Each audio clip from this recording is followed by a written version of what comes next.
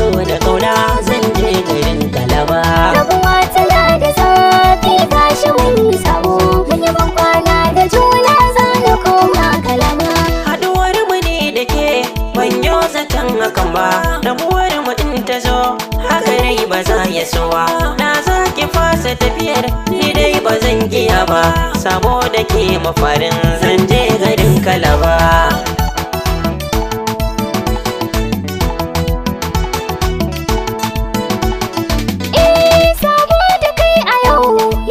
Cikin tunani so dai kamar da wasa ya kai ni inda zani. Ya masoyi rike amana kar ka bar ni, ya ce mu kai a so dan bai zo da mushkila ba.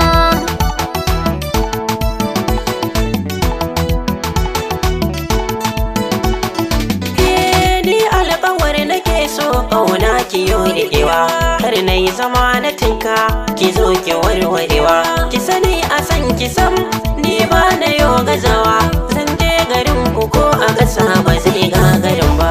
Rabuwa tana da zafi gashi mun yi sabo, mun yi bankwana da juna za na koma Kalaba.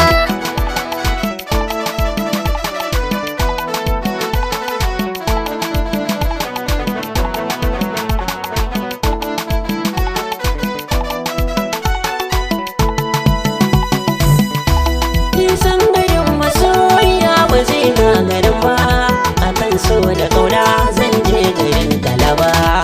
Halaka ba zai manta da alkawar ba, samun kamar ka dace waye ba zai rike ba. Na zagaya a so ban samu kamar hakan ba, in nayi rashin ka a gidan mu a shirya da kabun ba.